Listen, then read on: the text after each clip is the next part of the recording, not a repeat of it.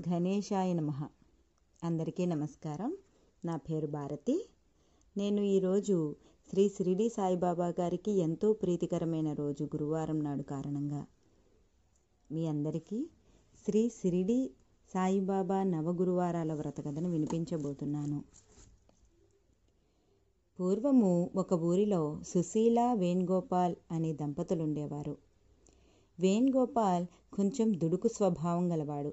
కోపము, ఆవేశము ఎక్కువగా ఉండేవి.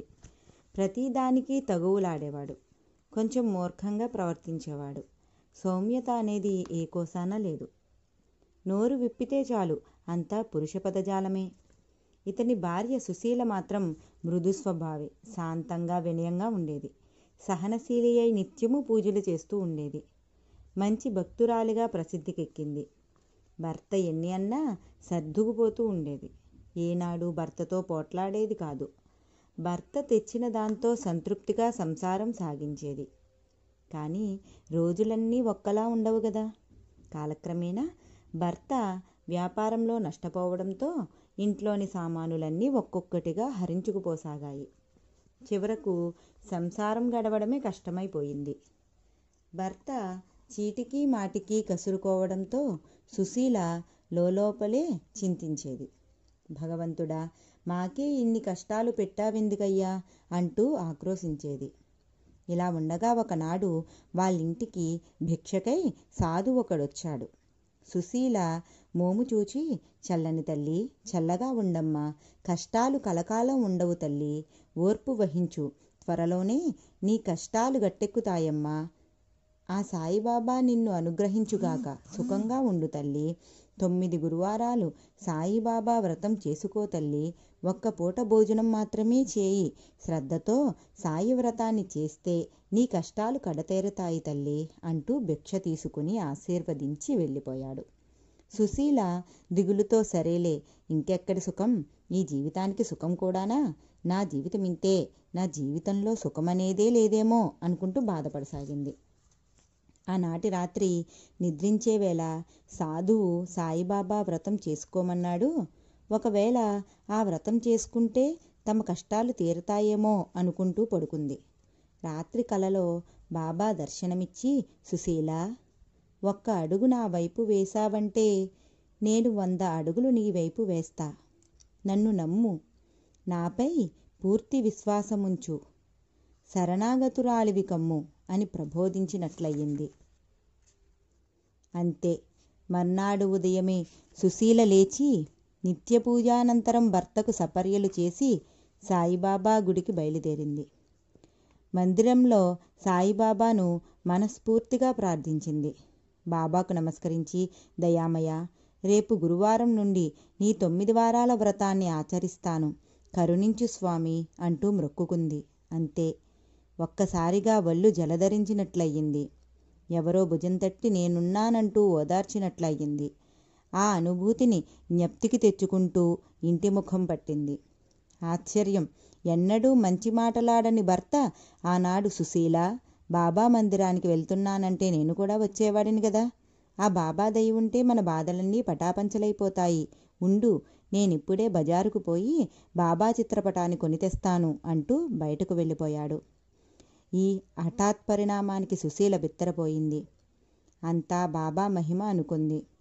మర్నాడు గురువారం నిత్యపూజానంతరం ఒక పీటకు పసుపు కుంకుమలు రాసి బొట్లు పెట్టి దానిపై నూతన వస్త్రాన్ని ఒకదాన్ని కప్పి దానిపై భర్త తెచ్చిన సాయిబాబా పటాన్నుంచింది. పసుపు, కుంకుమ, అక్షతలతో బాబాను పూజించింది. దీప ధూప నైవేద్యాలతో షోడశోపచార పూజ గావించింది. అగరవత్తులు, సాంబ్రాణి ధూపం వెలిగించింది. భక్తి శ్రద్ధలతో వ్రతాన్ని ఆచరించింది. బాబాగారు మంత్రించినట్లుగా భర్త వ్రతమయ్యే వరకు నిష్టగా అక్కడే బాబా ధ్యానంలో గడిపాడు. ఈ శుభ పరిణామానికి సుశీల ఎంతగానో సంతోషించింది. ఆనాడు ఒంటిపూట ఆహారంతో గడిపింది. సాయి బాబా గుడికి వెళ్ళి ప్రార్థించింది. ఇలా 9 గురువారాలు చేసి 90 ముత్తైదువులకు వాయనదానాలిచ్చింది. షడ్డసోపేతమైన భోజనాలు పెట్టింది. వచ్చిన వారికి నైవేద్యం పంచిపెట్టింది. అటు పిమ్మట తాను భుజించింది. సుశీల అత్యంత భక్తి శ్రద్ధలతోనూ నియమనిష్టలతోనూ ఈ సాయి వ్రతాన్ని ఆచరించడం వల్ల ఆనతి కాలంలోనే వారింట సిరి సంపదలు తొలతూగాయి. భర్త వ్యాపారంలో బాగా పుంజుకున్నాడు. మంచి లాభాలు ఆర్జించసాగాడు. సాయిబాబా అనుగ్రహం వల్ల అతని స్వభావమే పూర్తిగా మారిపోయింది. మిక్కిలి సౌమ్యుడై భక్తి కలిగి పరోపకారత్వముతో మెలగసాగాడు. ఇరుగు పొరుగు వారందరూ ఈ దంపతులను చూసి వారిద్దరూ సాక్షాత్తు ఆది దంపతులే అనుకునేవారు. వేణుగోపాల్ సుశీల దాంపత్యం ఎంతో అన్యోన్యంగా వారి వ్యాపారం 3 పువ్వులు 6 కాయలుగా కొనసాగింది. వీలున్నప్పుడల్లా సాయి వ్రతాన్ని ఆచరిస్తూ కాలం గడుపుతున్నారు. ఇలా ఉండగా ఒకనాడు వాళ్ళింటికి సుశీల చెల్లెలు ఆమె భర్త వచ్చారు. మాటల సందర్భంలో, అక్క, మా పిల్లలు చదువులో బాగా వెనుకపడ్డారే, తరచుగా పరీక్షలు తప్పుతున్నారే, ఇంతంత డబ్బులు పోసి పిల్లల్ని చదివిస్తున్నాను, ఒక్క ముక్క అక్షరం కూడా రావట్లేదు వీళ్ళకి అంటూ మా వారు విసుక్కుంటున్నారే, ఈ గొడవలతో విసుగెత్తిపోతున్నానే, ఏం చేయాలో తోచడం లేదని అక్కతో చెప్పింది. బాధపడకు చెల్లి, అందరికీ బాబాగారున్నారు.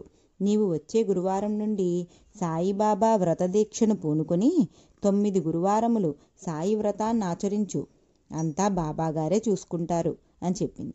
సుశీల చెల్లెలతో అక్క చెప్పినట్లుగా సుశీల చెల్లెలు 9 గురువారాలు సాయిబాబా వ్రతాన్ని ఆచరించి భక్తి శ్రద్ధలతోనూ సంపూర్ణ విశ్వాసంతోనూ ఆ వ్రతాన్ని చేసిందేమో, ఆ బాబాగారి దయవల్ల మరుసటి పరీక్షలలో పిల్లలకు మంచి మార్కులు రావడం ప్రారంభమైంది. క్రమంగా పిల్లలు బాబాగారి ప్రేమానురాగాలతోనూ దయ వల్లనూ పెద్ద పరీక్షల్లో మంచి మార్కులతో కృతార్థులయ్యారు. సుశీల చెల్లెలు ఆమె భర్త ఎంతగానో సంతోషించారు. ఇదంతా బాబాగారి దయవల్లనే జరిగిందనుకుని బాబాగారికి పరమ భక్తులయ్యారు. అక్క సుశీలకు మనసులోనే ధన్యవాదాలు అర్పించారు. వెంటనే ఫోన్ అందుకుని, సుశీలక్క, మా అబ్బాయి పరీక్ష పాస్ అయ్యాడే, అంతా ఆ బాబాగారి దయవల్లనే జరిగిందే, బాబాగారు భగవంతుడే కాదే, సమర్థ సద్గురువులే, ఆయన యోగి పుంగవుడే, బాబాగారి మహిమ వల్లే మా అబ్బాయి పాస్ అయ్యాడే అంటూ అంతులేని సంతోషంతో అక్కకు పరిపరి విధాల ధన్యవాదాలు అర్పించింది. ఆనాటి నుండి ప్రతి సంవత్సరం అక్కా చెల్లెళ్ళిద్దరూ క్రమం తప్పకుండా సాయి వ్రతాన్ని చేసుకుంటూ సాయి వ్రత పుస్తకాలను పంచిపెట్టసాగారు.